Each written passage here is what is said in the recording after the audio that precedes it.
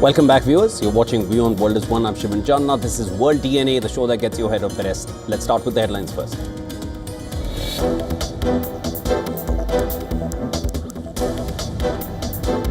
US President Donald Trump gives Iran a 48-hour deadline to open the Strait of Hormuz to shipping traffic or face destruction of its energy facilities.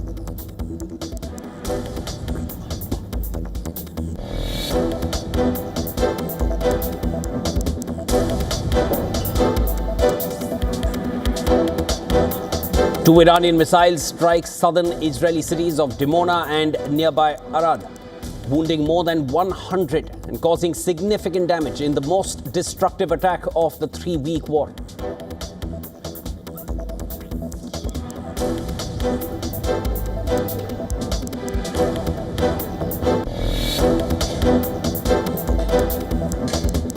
Iranian state TV confirms a missile attack on Dimona, saying it is in retaliation for strikes on its nuclear site at Natanz.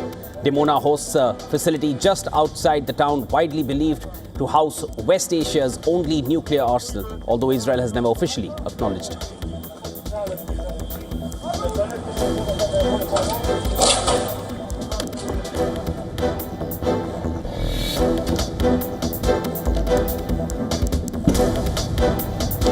Israeli military says that it is conducting strikes in Tehran moments after Prime Minister Netanyahu vowed to continue hitting Iran.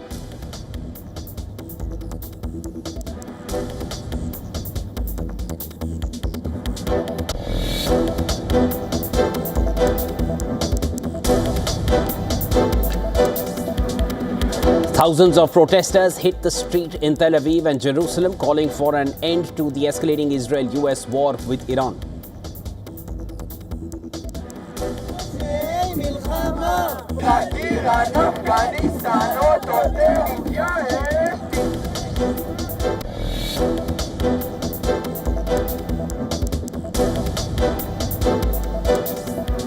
Saudi Arabia orders an Iranian diplomat, 3 members of his team, to leave the country as the kingdom and its Gulf neighbors continue to face Iranian strikes.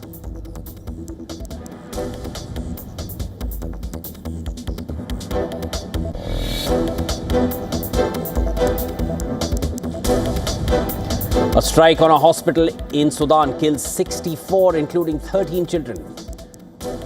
WHO chief condemns the attack, says enough blood has spilled. It's time to stop.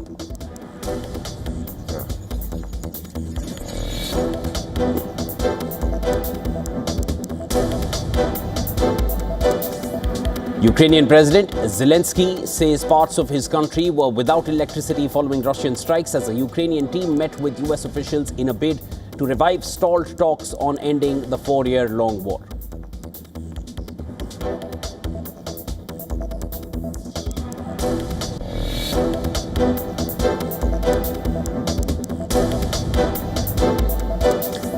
India's Ministry of Petroleum and Natural Gas increases commercial LPG allocation to states up to 50% of the pre-crisis levels, with priority sectors specified. Consumers must register with OMCS and apply for PNG to ensure proper tracking, eligibility and transition readiness.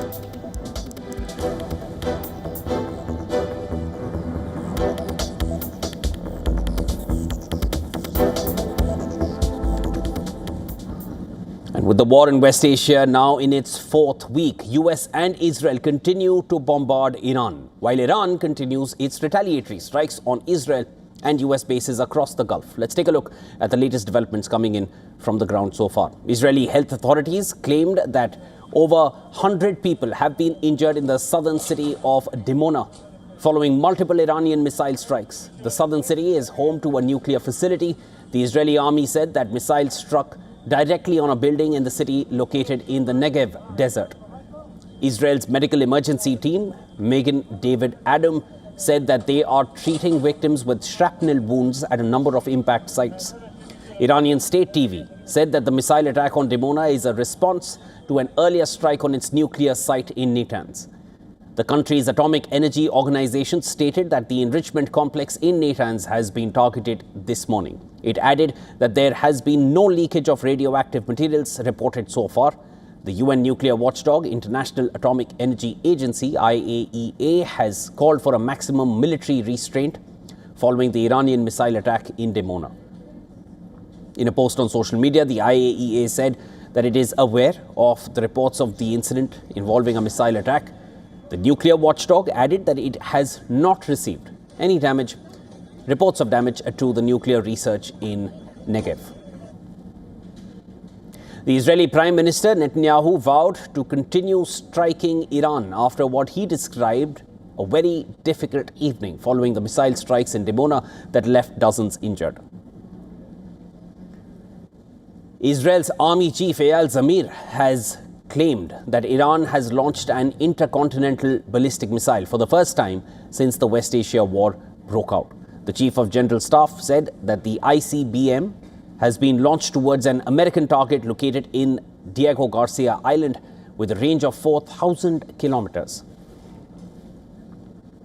Zamir has warned that European targets are now within a striking range of Iran's long-range weapons. He also added that every threat should be dealt with, otherwise it will encourage extremist groups.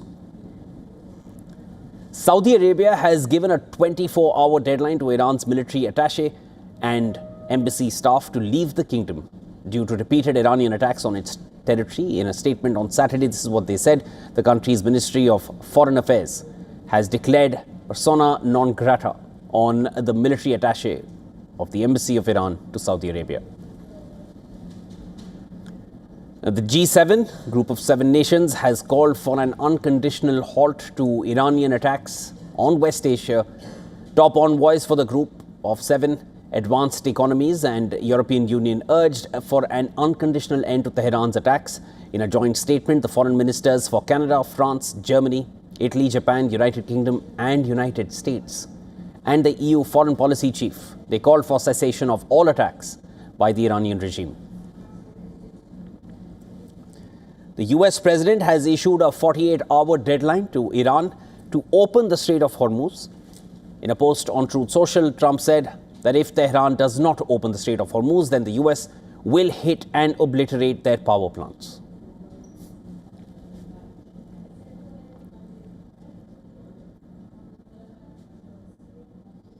And those were the updates coming in from West Asia. As of now, let's shift focus specifically to Israel. Amidst heightened tensions in West Asia, Israel's army chief has claimed that Iran has fired an intercontinental ballistic missile for the first time in the war, and that's been raging on for the last 3 weeks at least, which is now, of course, the war is in its 4th week. Israeli Defense Forces Chief of Staff Eyal Zamir said that Tehran launched an intercontinental ballistic missile towards an American target located in the Diego Garcia Island. In a video briefing, Zamir warned that European capitals are now within the striking range of Tehran's long-range weapons. He also said that the missile failed to hit the island, which is about 4,000 kilometers away from Iran.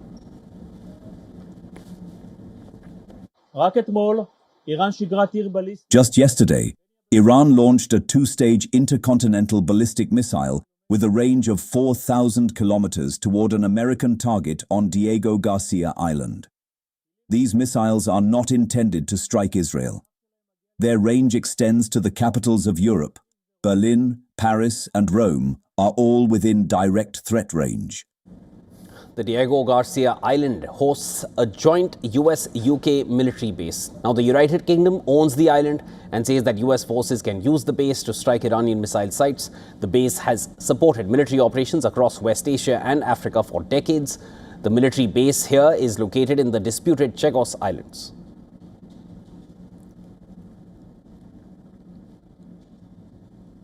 Now, amid the ongoing US-Israeli war on Iran, uncertainty is growing over Washington's plans for Kharg Island. According to a report by Axios, the Trump administration is considering options to occupy or blockade Kharg Island completely. And their aim is reportedly to pressure Iran into reopening the Strait of Hormuz. In the latest, the US president declined to confirm any military plan. Speaking in Washington, he said that he may or may not have a strategy. Well, I may have a plan or I may not, but how would I ever say that to a reporter? If I said that to a reporter, Marco would say, please, sir, let's bring you over to the helicopter immediately, right? No, I can't tell you that.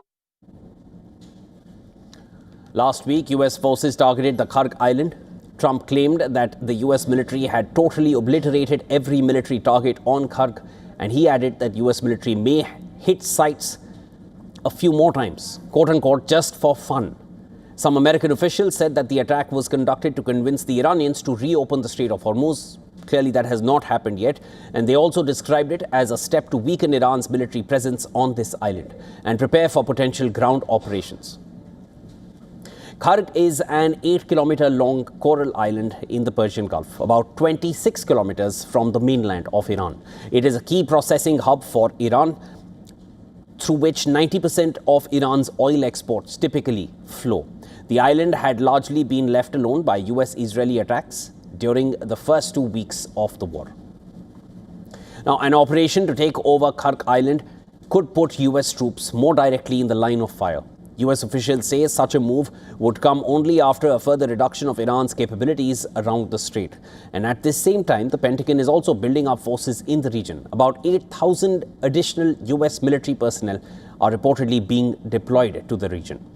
Reports say that the USS Boxer Amphibious Ready Group and the 11th Marine Expeditionary Unit, they are heading to West Asia as US continues to send more military assets to the region. They will be joining the USS Tripoli Group. Together, 6 amphibious warships will carry thousands of Marines, increasing American capabilities in this region. And all these, and this shows the occupation of Kharg Island by ground troops is under serious consideration. Various options are being evaluated by the United States. Reports suggest that one option is a naval blockade to stop tankers from reaching the island. One source said that Pentagon lawyers have been consulted on the legal aspects of these options. And this comes as the US has temporarily lifted some sanctions on Iranian oil shipments to ease global energy prices hit by disruptions in the Strait of Hormuz. Kharg Island remains central to Iran's oil exports. However, there is no clear indication that taking control of the island would force Tehran to agree to American terms.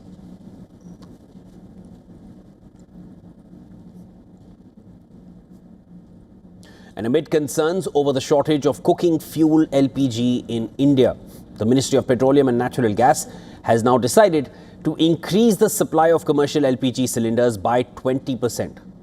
Now, it is still not back to normal. The move has been announced in a letter to states by the Secretary of Ministry of Petroleum and Natural Gas. According to this letter, the 20% increase in commercial LPG cylinders would effectively it would be effective from March 23rd. Now, the directive states that the additional allocation will be given on priority to restaurants, dhabas, hotels, industrial and subsidized canteens, outlets run by state governments or local bodies for food and community kitchens. In addition to this, supply of smaller 5 kg LPG cylinders has also been increased by 50%, and this move comes amid an exodus of migrant workers from urban industrial centers, many of whom have found it difficult to procure an LPG cylinder without paying a hefty sum in the black market. However, the directive lists a major caveat here. This is what it says. It says that all commercial and industrial LPG consumers will have to register with OMCS first. Commercial and industrial users will also have to apply for PNG with the city gas distribution entity in their city before they can be eligible for commercial LPG from the increased allocation. The higher allocation comes as a breather for restaurants and hotels who have been forced to either shut shop or cut down on their menus due to LPG shortage. The union government maintains that there is no immediate shortage of LPG cylinders, and it is carrying out raids against hoarding and black marketing. However, the situation on the ground remains tense.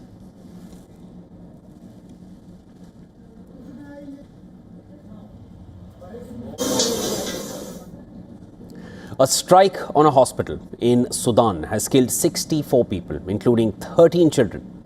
89 others have been wounded.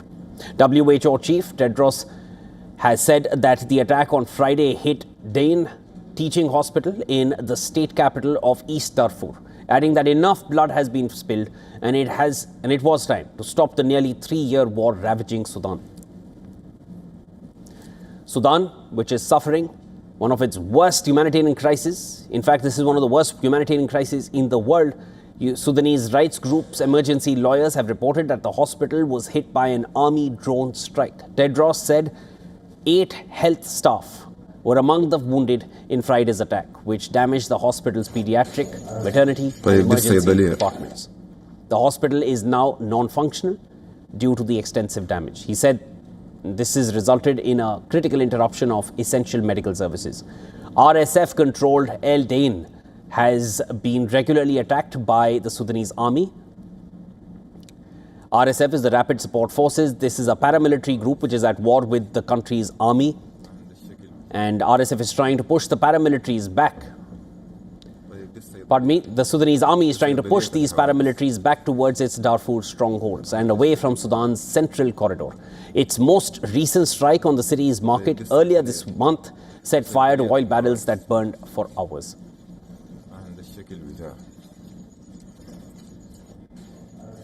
طيب دي الصيدلية.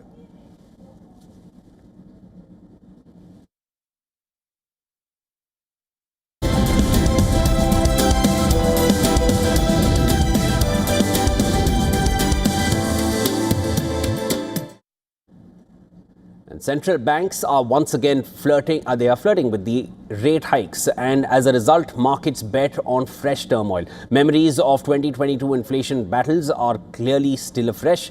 Yet, talking about rate rises is one thing, delivering them is a very different matter altogether, and they could win the wrong inflation fight. In this next report, we decode how the bar for rate hikes is higher than what markets are betting on.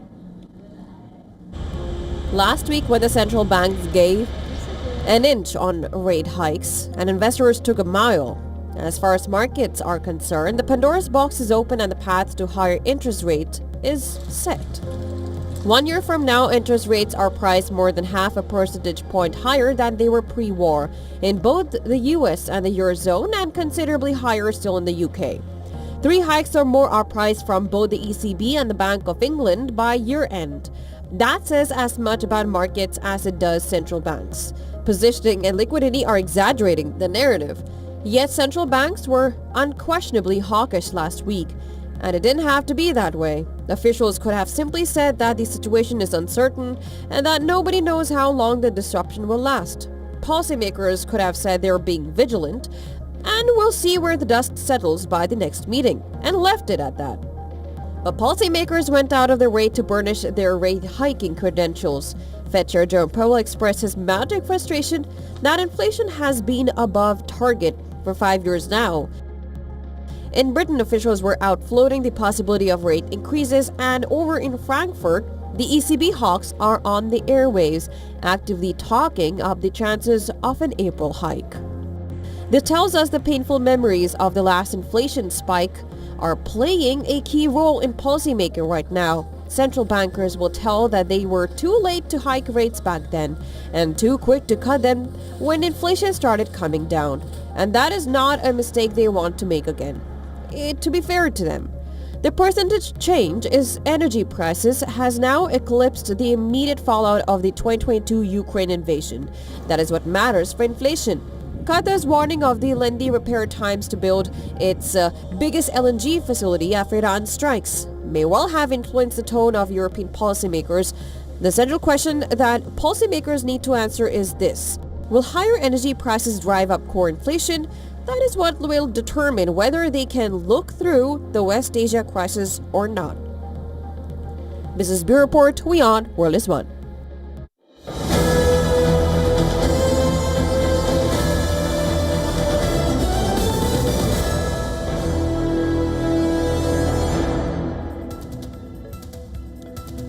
And there's big news coming in. Pyxis Pioneer, which is a cargo ship carrying liquefied petroleum gas from US, has arrived at New Mangalore port in Mangaluru. The tanker that sailed out of port of Netherlands, Texas on the 14th of February would discharge 16,714 tons of LPG for Aegis Logistics Limited. That's the big development we're tracking for you as more LPG reaches Indian shores. Pyxis Pioneer, which is a cargo ship carrying liquefied petroleum gas, that's LPG, from US. It has arrived at New Mangalore port in Mangaluru. The tanker sailed out of port in Texas on the 14th of February, and it would discharge close to 17,000 tons of LPG for Aegis Logistics Limited. All right, I'll quickly cut across to our Assistant Editor of Foreign Affairs, Siddhant, joining me over the phone. Siddhant, give us more. American LPG making it to Indian shores now? Well, two important developments were, first, of course, it shows the fact that India is diversifying and the fact that India is getting LPG from other sources as well at a time when we know the Qatari sources effectively closed because of the ongoing conflict in West Asia. The second, of course, it will be seen as a sigh of relief at a time when the biggest worry is regarding LPG. It, of course, cannot be stored. So that is why we know that the government has been taking several measures. We saw the notification just yesterday, and almost on a daily basis, the Indian government presser talks about specifically on LPG and the fact that the households will not be impacted. But as long as the war continues, there will be increased worry for the Indian government to go for new sources, whether it's LPG, whether it's crude. Of course, the situation regarding crude remains stable, given the fact that India has strategic reserves. But overall, when it comes to the energy situation globally, there are concerns over the cascading impact, primarily because of the ongoing war in West Asia, the closure of Strait of Hormuz, and of course, the dependency of the global community, especially on West Asia, regarding energy. Siddhant, thanks so much for getting us those updates. And as traditional and long-time energy hubs come under attack in the Gulf, those orders seem to be going right into America's kitty. We'll be tracking those developments very closely. The latest we know so far, I'll quickly repeat it for our viewers. Pyxis Pioneer, which is a cargo ship carrying LPG from US, has arrived in Mangaluru at Indian ports. And as our Assistant Editor of Foreign Affairs, Siddhant, mentioned very categorically, India is diversifying, and this is the latest coming in from America to India.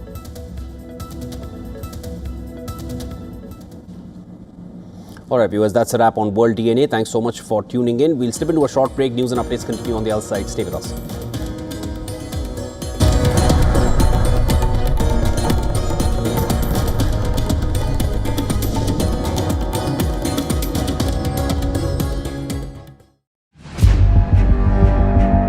Where darkness hides behind every corner. Where the truth is stranger than fiction. A show that dives deep into the stories which shock and mystify. Unsolved murders. Psychopaths who defy explanation. International war crimes. And millions swindled in financial fraud. The victims, the accused, and the sinister plot. Prime Crime is your front row seat to darkness.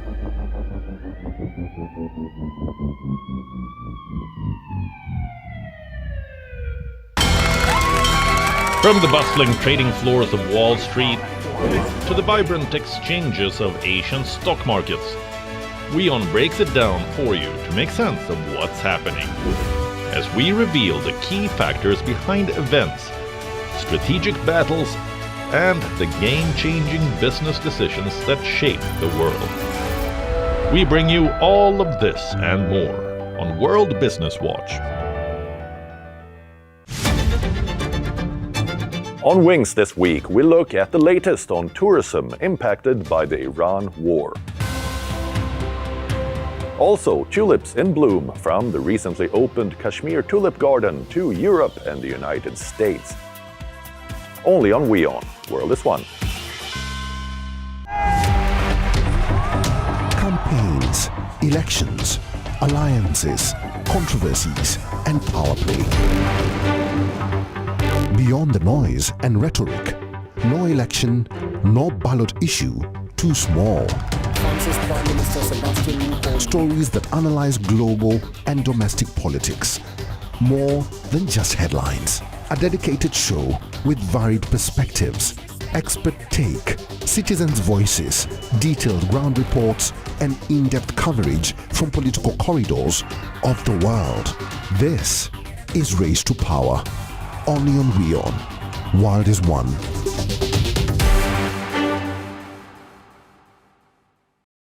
WION, India's global voice, the channel that brings you the biggest